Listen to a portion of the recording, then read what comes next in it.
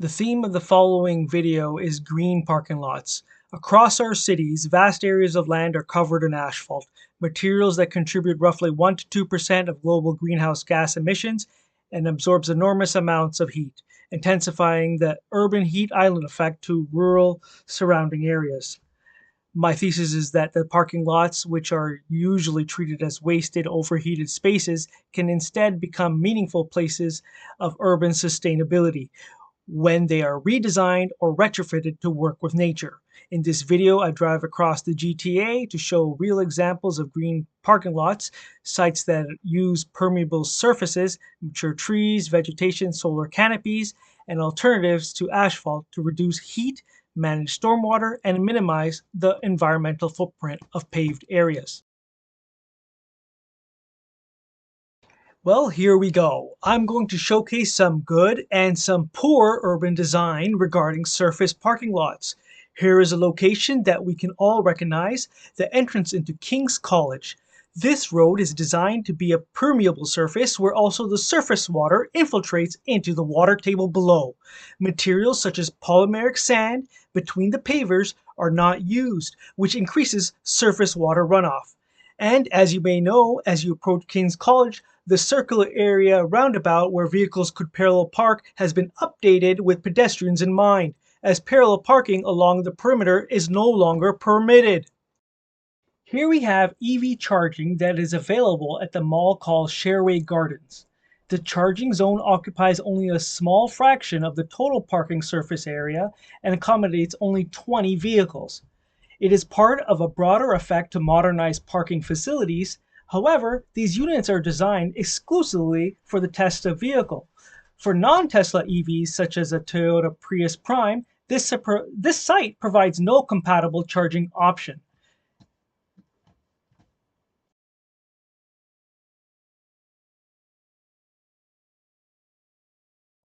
Next, you will see EV charging that is available along Dundas near Bloor for those who are parallel parking on the street. This is a Green P site where only 2 parking spots out of the entire street have EV charging capabilities, and the adjacent parking lot for Loblaws has none. Also, these EV chargers are for non-Tesla vehicles, and now Tesla vehicles cannot charge here. From a sustainability perspective, this creates a gap in accessibility that reduces the overall efficiency of the infrastructure.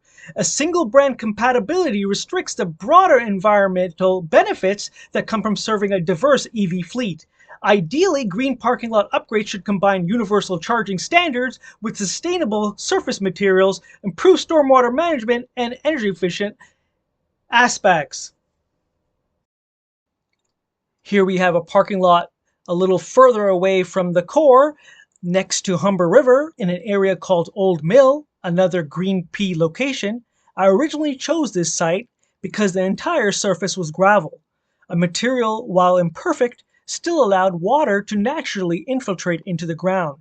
I'm so sad to see, upon my arrival, it has since all been paved with asphalt. A major part of greening parking lots is to pave less. There are hindrances to using gravel, which do not accommodate snow removal well. This area will now generate significantly more stormwater runoff. That runoff will flow directly toward the adjacent Humber River, carrying surface pollutants with it. This includes long-term increases in salinity from winter road salt usage, which is a major ecological stressor for freshwater systems. As you can see, this parking lot is right at the river's edge. Potential strategies that could have been used are permeable pavements, materials such as permeable asphalt or interlocking permeable pavers allow water to infiltrate while still providing a stable, snowplow-friendly surface. They could have used honeycomb-style structured grids filled with gravel or hardy grass, and they could have created a riparian buffer zone, not allowing such a parking lot to be made at all within certain distance from the river. Next, we're going further away from the core. We're going towards York University, and we're looking at Vanier parking lot at York University, an area that held a ribbon cutting ceremony back in 2015 with the Ontario Minister of Transportation and the university's president and vice president.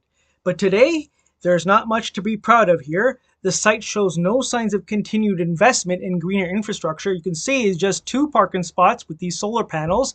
A major missed opportunity is in the absence of more solar canopies. Solar panels over parking lots not only generate clean energy, they also reduce the urban heat island effect by shading vehicles and lowering surface temperatures. Future design decisions could easily improve this space: higher canopy clearances to accommodate snow removal equipment, permeable pavement to reduce water runoff, and integrated stormwater features to protect nearby ecosystems. They even blocked the 2 accessibility spots. Looking at a strong example of green parking lots at the Courtright Center for Conservation in Vaughan. Here, solar energy is fully integrated into the parking lot design. The site features 5 solar arrays, each made of 54 panels. These trackers rotate throughout the day according to the sun in the sky, maximizing the energy production.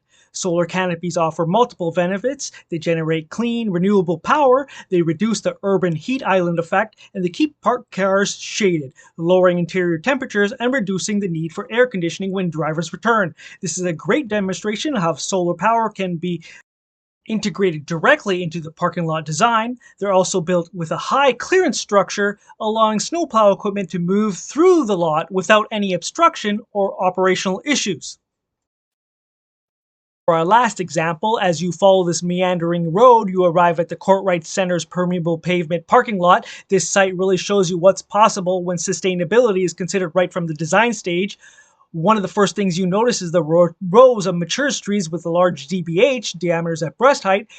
Large trees provide real shade, aesthetically pleasing, cool for the pavement, make the space more comfortable. Their extensive root systems help manage stormwater by absorbing and filtering water naturally. The pavement here is made from recycled tires. It's permeable and made from recycled materials. They install it just like regular interlock. They don't use polymeric sand, so it allows water to infiltrate below. Snowplow as normal. Their base layers beneath are also designed with sustainability in mind. They have a life cycle of 20 to 30 years. These pavers easily outlast or match the lifespan of traditional paving products. This site doubles as a public learning opportunity with signage explaining the sustainability practices and materials that are used. The parking lot also has rain gardens around the perimeter and infiltration trenches. Together, these systems allow for the water to soak into the ground rather than just run off into the storm sewers. It's also a research site to evaluate the sustainable materials that were used. These examples make one thing clear: a great deal of improvement can be made. Parking lots don't need to be black asphalt. They are practical, proven alternatives already in use. Permeable pavements, solar structures, tree integrated layouts, rain gardens, systems that let water return naturally to the surrounding ground or rivers instead of being backed up into our sewer system. A lot of our urban land is tied up in parking, which means there's huge potential for positive change. With the right design choices, parking lots can become cooler, cleaner, and far more sustainable parts of the city.